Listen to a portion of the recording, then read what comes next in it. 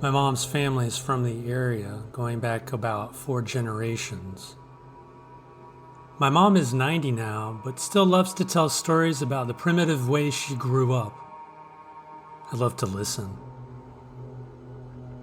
She and my grandparents and her brothers and sisters grew up in the woods of Wilkes County. They didn't have running water or electricity. They lived in a primitive house with spaces between the plank walls where snow would blow in during the winter. Life was incredibly hard. It was full of death, disease, horror, loss, but there was also a lot of good. One story my mom told is about the orb lights that would hang out at the tree line. My grandpa called them jack-o'-lanterns. They were orbs of light that floated around and you couldn't get near them or catch them.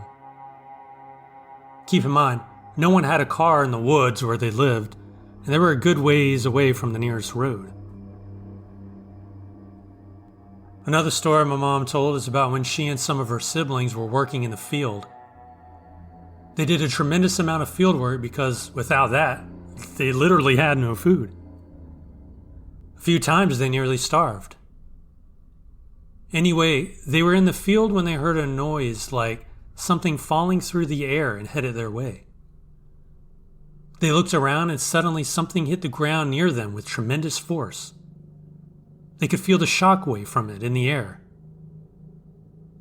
They felt it hit the ground, only there was nothing there when they looked. There are a lot of stories about the sounds in the woods, which I think were bobcats. But who knows? A lot of stories. Like the one about the local witch that stopped nosebleeds. The ghost dog in the kitchen that was witnessed by my mom and her younger sister. And my uncle's cow that was drained of blood and left lying in the pasture. Something about this area. This was back in the late 90s when myself and 2 of my friends were staying at their vacation home down on one of the local rivers. The house is on a privately owned island which is used for cattle grazing. It's about 3 to 4 square miles in area.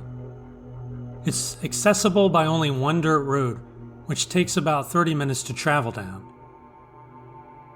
It bends and winds through dense cypress swamps and marsh plains. Along the road there's another house just as you get onto the island. It's long been abandoned. This old 2-story plantation-style home was supposedly abandoned when the owner's child suffered a fatal accident and they couldn't stand being there anymore. Aside from my friend's house, the cattle farmer's house, and one other vacation home, the abandoned property is the only other structure. My friends and I were out on the dock doing some night fishing, trying to land a shark or something to throw on the grill, but we hadn't had much luck. The river was as smooth as glass, which was really unusual. Because of where the dock is, the current there is usually strong, even during the tide shift. We sat and chatted, waiting for a bite, up until about 11 p.m. Off to our right, we heard a loud tone, or wail, which sounded like a mix between a ship's horn and maybe a wolf howl. We were startled. My friend, who had been spending his summers there since he was in diapers, had never heard the noise before. We decided to pack it in, since we weren't catching anything anyway, and had nearly gotten all our equipment back to the house when my second friend heard it. Coming from down the road back towards the island access was what sounded either like a cat meowing or a child crying. We all stood in silence listening, trying to figure out what it was, where it was coming from. After listening for about 5 minutes, we decided to hop in the truck and drive down the road a ways, with the windows down, so we could try and find out what was making the sound. What started out sounding like a cat was made clear as we got further up the road. We could clearly hear a child, and it sounded like it was saying, "Help me." We drove very slowly, calling out. We waited a few minutes and then we heard, "Help me," again. but always further up the road, towards the swamps and the old abandoned house. We were seriously freaked out because if there was a kid out there, why would they be going away from our calls and into the swamp? We almost made it all the way to the abandoned house when the sound just stopped. We waited for nearly an hour, but we never heard it again. We marked it up as nerves and headed back to the river house, assuming it had been an animal after all. We got back to the river house, got back inside, and settled in for the night. We started hearing it again. But as time passed, it came closer to us. We went out and called out again, and the sound would come closer. This went on for hours. We decided we would try one more time to see if there was a kid lost. But once we went outside in the truck again, the noise stopped. It was nearly 3 a.m. We had been out in the sun fishing and swimming all day, so we were all tired. After driving around a bit and calling out again with no luck, we decided to give up. We went back inside again and got in our beds. There we heard it, clear as a bell. Help me, right outside the house. But this time it sounded strange, like it was an echo. We went out to the porch, which was screened in, and listened. As soon as we went out, the noise stopped. We got back in the beds, it would call out again, but in a different location outside the house. It circled the house, calling all night. We all slept in the living room, but to be honest, there wasn't a lot of sleeping happening. In the morning, we went out and looked for tracks around the house. There wasn't a mark, no prints, animal or otherwise. To the best of my knowledge, this never happened again to my friend or any other visitors. To this day, we don't know what we heard, but it's probably the most supernatural occurrence I've ever experienced.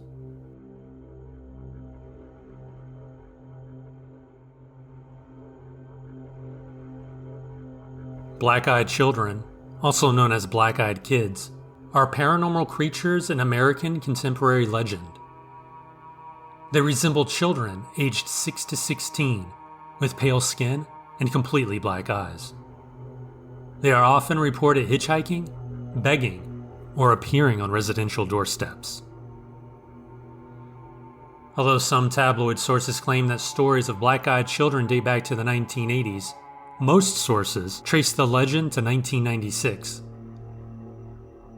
This is when Texas reporter Brian Bethel posted about 2 encounters with black-eyed kids on a ghost-related mailing list.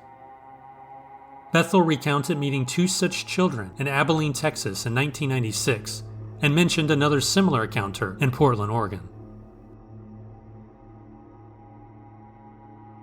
I work nights and go long periods of time without sleeping, so my mind playing tricks isn't super unusual.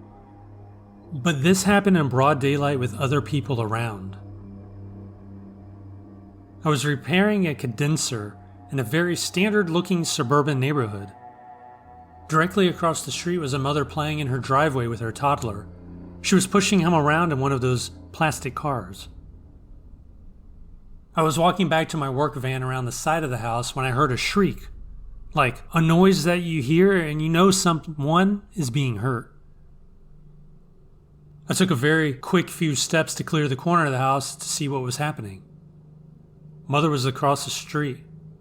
She didn't seem to notice or hear or care. That's when I heard it again, but being in front of the house, I could pinpoint it a little better. My head snapped to the house directly to the right of the one the mother was in front of, and I saw a small child staring directly at me with its mouth wide open and eyes that seemed to be completely black all the way around its eye socket. I looked at the mother, sure she had to notice or at least hear the commotion. She didn't. The boy thing waved, not like in a come here motion, but more so acknowledging its awareness of me. I walked slowly back to the condenser and hid for maybe 5 minutes. When I came back around, it was gone, and the mother was carrying on like nothing had happened. When I went home and began to tell my girlfriend what had happened, she told me about black-eyed children. I don't know what I saw that day, but there was something so deeply upsetting about the entire situation that I hope I never see it again.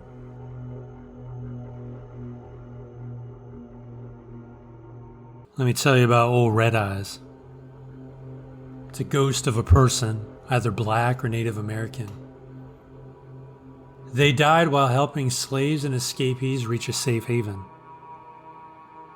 Their duties possibly included misleading, harassing, and if necessary, killing any pursuers.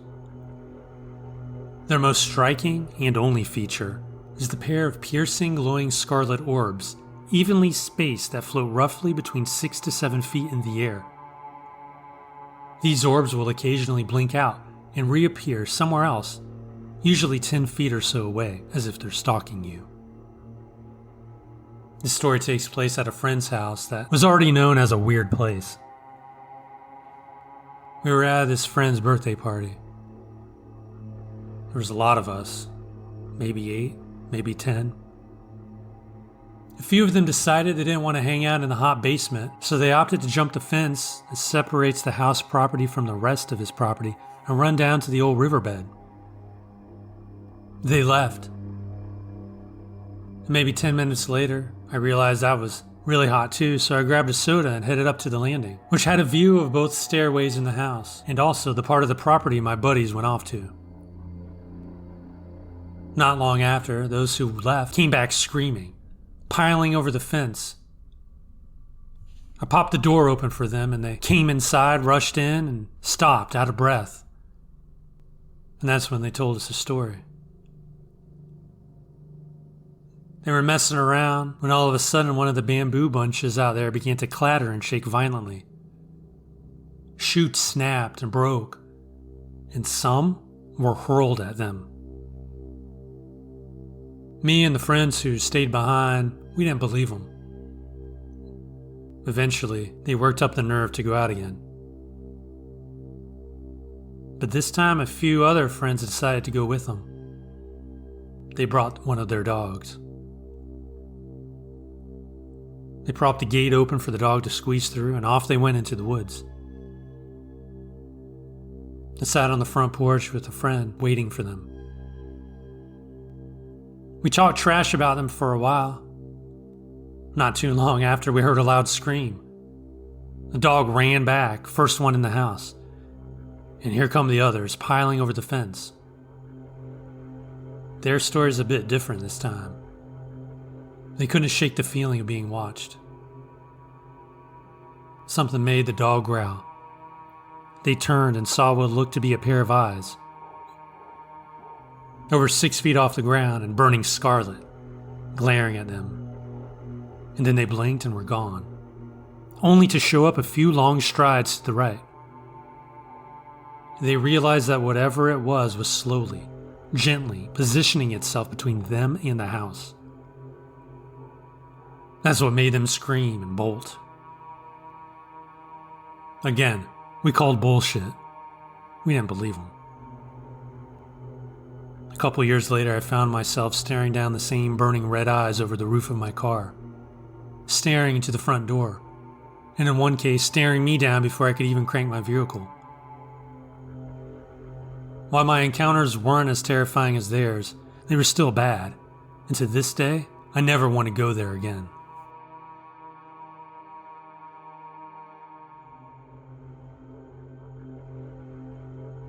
In South Jersey and Philadelphia folklore, the Jersey Devil, also known as the Leeds Devil, is a legendary creature said to inhabit the Pine Barrens of South Jersey. It is commonly described as a flying biped with hooves, though variations exist. Typically, it is depicted as a creature resembling a bipedal kangaroo with a horse or goat-like head, leathery bat-like wings, horns, small arms with clawed hands, legs with cloven hooves, and a forked or pointed tail. Additionally, it's said to have an elongated body and a thick tail. The Jersey Devil is reported to move quickly and is often described as emitting a high-pitched, blood-curdling scream. So this is actually both me and my mom's experiences with what we believe was the Jersey Devil. So first, my mom's story. My mom grew up near Morristown, New Jersey during the 60s. She's a pretty skeptical person when it comes to anything supernatural. She's not religious in the slightest. I think it was 1964 or 1965, so she would have been 10 or 11 at the time. She has two brothers and both were involved in Boy Scouts, but as the only girl, she tended to feel left out when they'd go on campouts. She was definitely a tomboy and didn't understand that as the little sister, why she couldn't just go camping with the boys.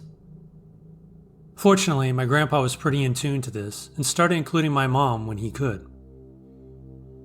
He was a mechanical engineer and was a big proponent of practical, hands-on knowledge.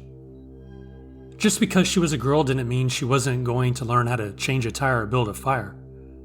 In fact, she was the one who got me involved in Boy Scouts and still volunteers with my old troop 13 years after I aged out. Anyway, my grandpa started taking my uncles and her camping himself shortly after my uncles started Scouts. Obviously, she'd get upset when my uncles would go on troop trips without her, but my grandpa did his best to give her the same types of experiences. My grandparents tried to get her to join Girl Scouts, but I guess her issue was wanting to be with her brothers doing what they were doing. As I said, I think she was 10 or 11, and Grandpa had taken my mom and uncles to some state park for some late summer overnight camping. I think it was Bass River Forest. To be honest, I don't remember. Anyway, they spent the day paddling around in my grandpa's canoe near the campsite. They did the typical hot dogs on skewers and s'mores dinner before turning in for the night. Sometime during the night, she woke up, needing to pee.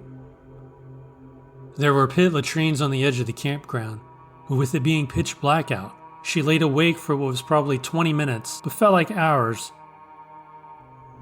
She finally got up the courage to go. She unzipped the tent and poked her way across the campsite to the latrine. She went to the bathroom and poked her way back across the campsite. She climbed back into the tent. As she turned around to zip the tent shut, she caught a glimpse of two red dots staring at her from around the side of the latrine she'd just come from.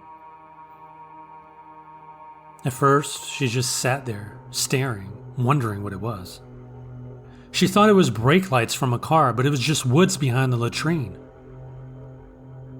The lights started to blink and started moving very smoothly toward her. She said she zipped the tent up and crawled inside her sleeping bag and didn't move the rest of the night. They were camping right on the edge of the woods, so deer or other animals moving around at night wasn't too unusual.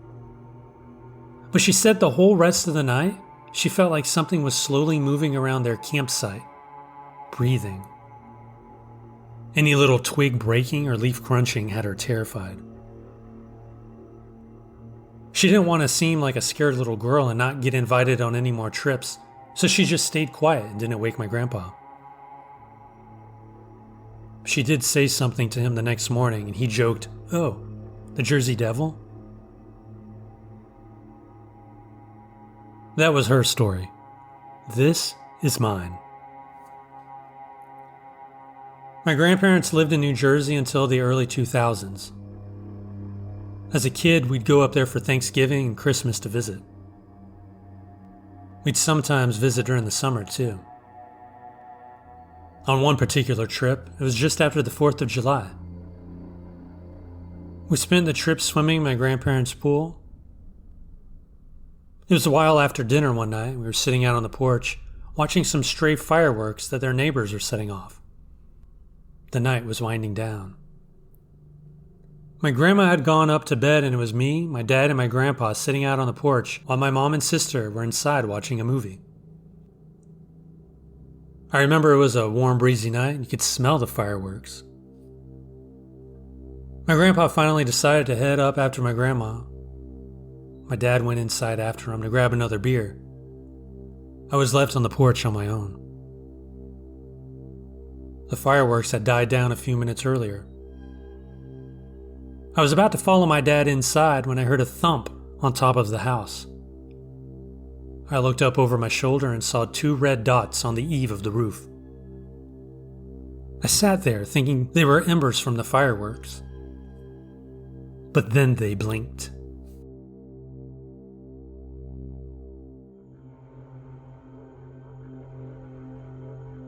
The knot deer is a creature said to inhabit the Appalachian Mountains, with most sightings in Tennessee. It appears similar to a deer from a distance, but closer observation reveals something off about it. Descriptions often mention its movements resembling those of a newborn deer, despite it appearing as an adult. Some accounts suggest it is double-jointed or has additional joints in its limbs. The limbs are longer than a typical deer's. It has a barrel-like chest. Its movements are more aggressive than those of a regular deer. The most distinctive feature is that knot deers have eyes positioned at the front of their head, like a predator, rather than on the sides. This unusual eye placement is often the first sign that something is amiss. A few accounts mention multiple eyes, though this is less common. Some descriptions even suggest the head is bovine-like. Knot deers are reportedly unafraid of humans. The area I live in has a very active deer population. They're constantly getting hit by cars at night. People constantly have to be on the lookout for them. One night I was driving home from my friend's house around 1 a.m. I was going pretty slow because the place near my house has a pretty big deer family. I drove up a hill going around 30 miles an hour. I had to slam on my brakes because a deer ran in front of my car. I don't know if it was because it was super late and I was tired or what, but this wasn't a deer. It had one too many legs and one too many eyes. I only saw it for a second because it ran past my car. It was the weirdest thing I've ever seen. I looked it up later, and apparently there's a commonly seen cryptid called the not a deer. Now mind you, I'm not the only one who saw something like this. My friends have seen some weird stuff living where we do.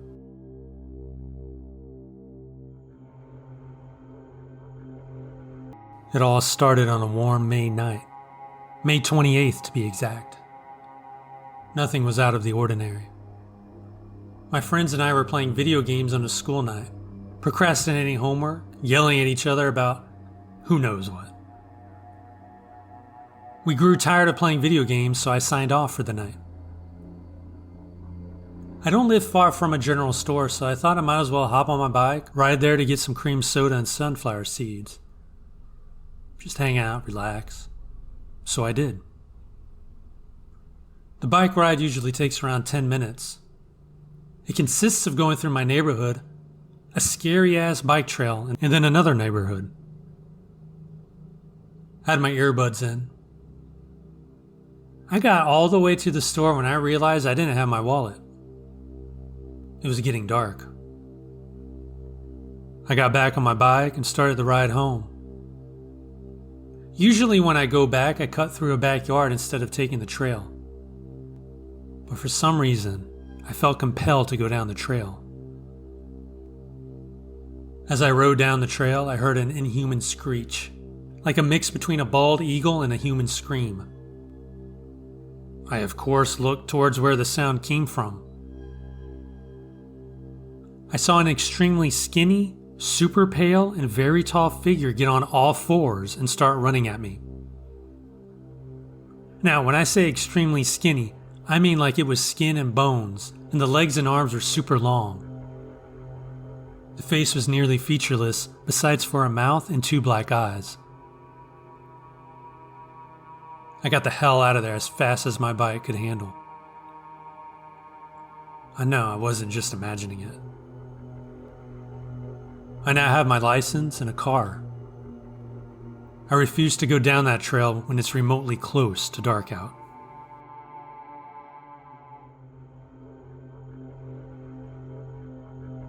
The aswang is an umbrella term for various shape-shifting evil creatures in Filipino folklore. They include vampires, ghouls, witches, viscera suckers, and human-beast hybrids. These creatures are central to a wide array of myths, stories, arts, and films throughout the Philippines. Spanish colonists in the 16th century noted that the aswang was the most feared mythical creature among Filipinos. While aswangs have no specific motive other than to harm others, their behavior is often seen as an inversion of traditional Filipino values. 10 years ago, I was a high school senior in Hawaii. My friends and I were chilling on the swing sets at his apartment complex. It was around midnight. I noticed a rather large face in the trees about 60 yards away. Its eyes were bigger than a human's, and it was staring directly at me. 2 seconds later, it screeched, opening its mouth and revealing what looked like fangs. I got the hell out of there, ran to a lamppost in the parking lot. My friends ran after me, asking me what's wrong. By the time I looked back into the trees, the figure was no longer there. I was the only one who heard that noise. Some say it was probably an owl, but what owl has teeth? I even saw wings, similar to the ones on a gargoyle's body. My Filipino parents told me that it was probably an aswang, a vampire. We did occasionally hang out on those swings, but I never saw the thing again.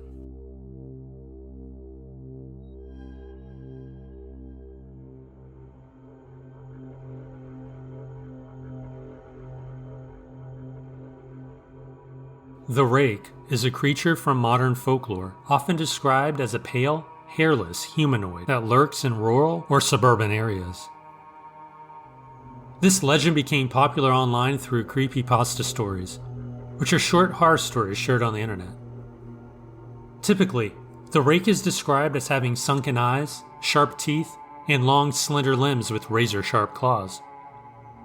It is known for being extremely fast and agile, often appearing at the foot of people's beds, or lurking in the shadows outside their homes. The origin of the rake legend is somewhat unclear, as it is relatively recent to modern urban legends. It first gained widespread attention in 2006 when a series of alleged sightings and encounters were posted on internet forums and websites dedicated to paranormal and supernatural phenomena.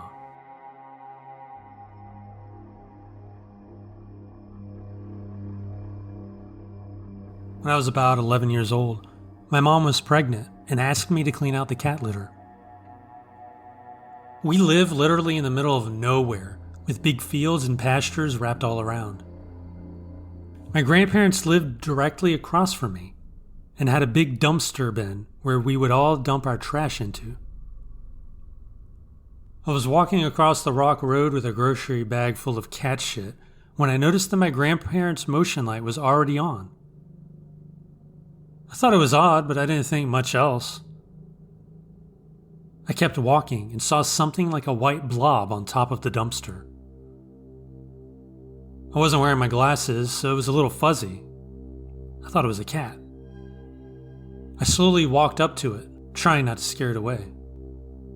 As I walked slowly, something started banging on the dumpster. I crept closer for a few more seconds until there was the biggest bang and drop. This thing took off and had a hop around the fence, and all I see is its white spine, bony. Once it got close to the fence, it turned left, and I could see its entire side, the way it was running. It looked like a human-dog hybrid. No hair, just white skin and bone. I panicked and ran home. I cried to my mom, and she's yelling at my sister, telling her to stop scaring me. A year later, I found a photo of a rake. Everyone I tell this story to acts like I'm out of my mind, but that image of the rake's back is forever burned into my brain.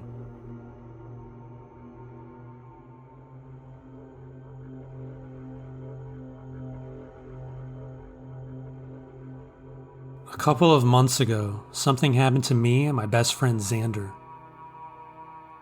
This was about a week before Halloween. I was already on edge about freaky stuff. Me and my closest friend Xander were having a sleepover at my house. We invited my neighborhood friend Josh. Josh wanted to go outside around 10 p.m. and play hide and seek in the neighborhood. Xander was seeking and Josh and I were hiding. Josh's parents were very strict and never let him stay out late. So only after a few minutes, he got the call saying it was time to come home. Usually I walk him home, but this night I couldn't. It was super late. Plus, I was still hiding from Xander. A few minutes after he was gone, I saw something standing across the road from me. It was a bird-like creature.